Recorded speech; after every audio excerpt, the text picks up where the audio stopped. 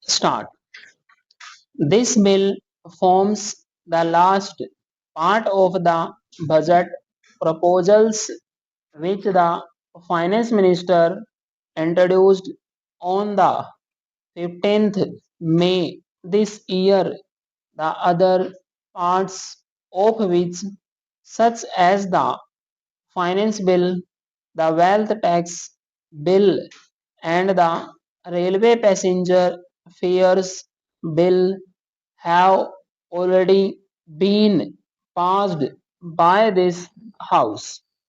During the general discussions in May last, as well as during the discussions last week in this House on the finance and wealth tax bills, the finance minister explained at length the objective of our taxation policy and the features of the integrated tax structure we are trying to evolve through these measures.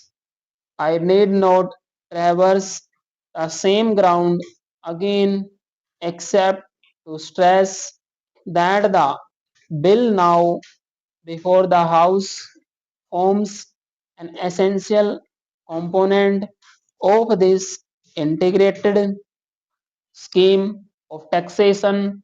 The purpose of this measure is, as I have already stressed, threefold. Firstly, it is undoubtedly the augmentation of public revenues to the extent this measure is capable of doing so. Secondly, which in my opinion is even more important, it is to reduce the excessive consumer spending and divert the surplus funds towards savings.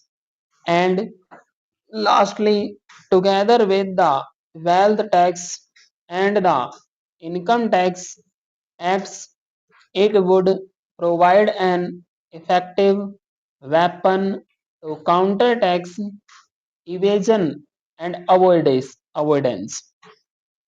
Before I take the House through the provisions of this bill as passed by the Lok Sabha, I may say that the scheme of expenditure tax has not been without adequate support not only in the other house but also among the public at large. Undoubtedly, we had to face some opposition and criticism, but the criticism was not one sided. There were those who argued that the measure did not go far enough and that it gave far too many concessions and exemptions.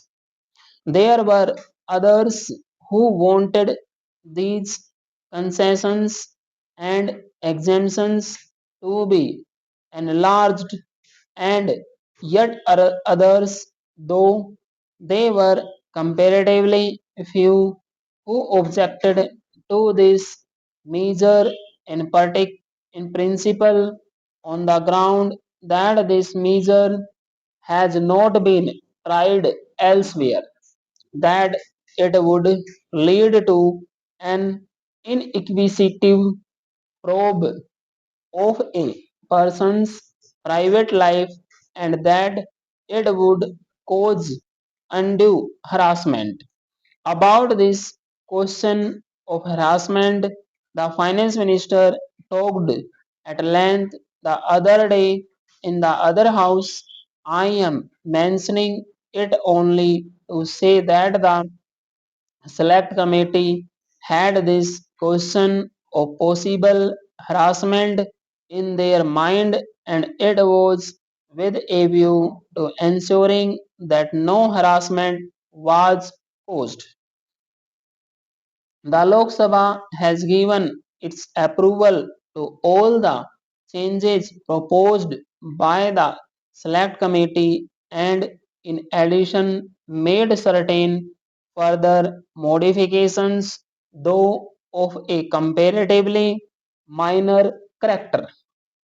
In this way, the bill as passed by the Lok Sabha has emerged as a somewhat lighter measure than the original bill, and I do hope that it has thereby become more acceptable to those who would come within its preview.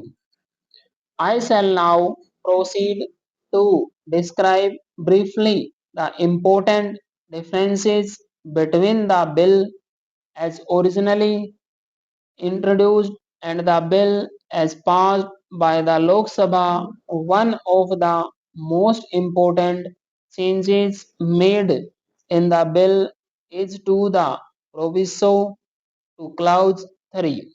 As honorable members are aware, the original bill had provided that no expenditure tax would be payable if the total income under the Income Tax Act for the relevant previous year did not exceed rupees 1 lakh.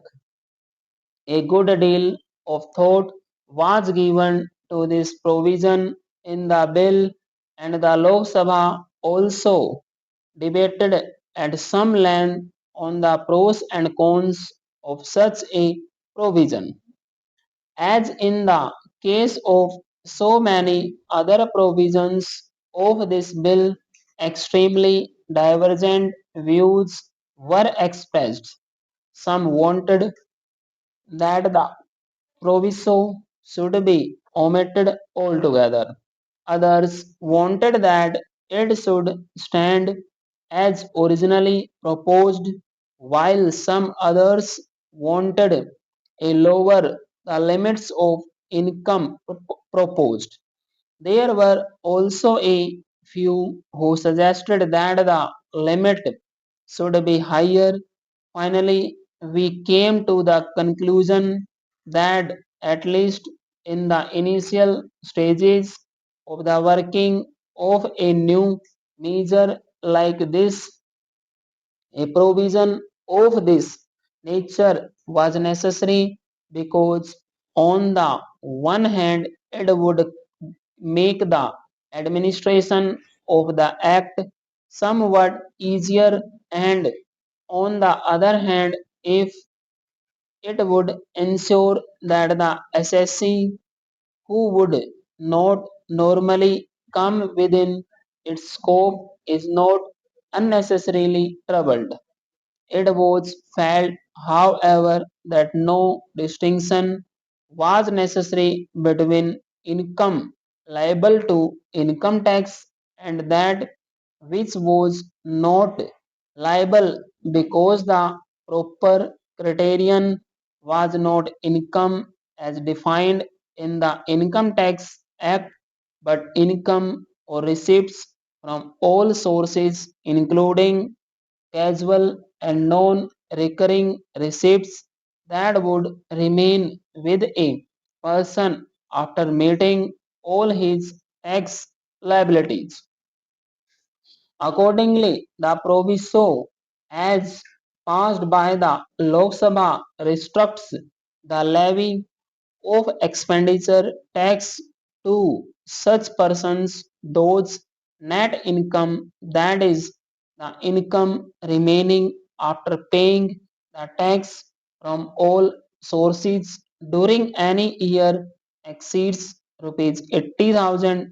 This limit was fixed with due to regard to the basic allowances of rupees 50,000, so that any person with an income of rupees 50,000 would have to pay expenditure tax. Stop.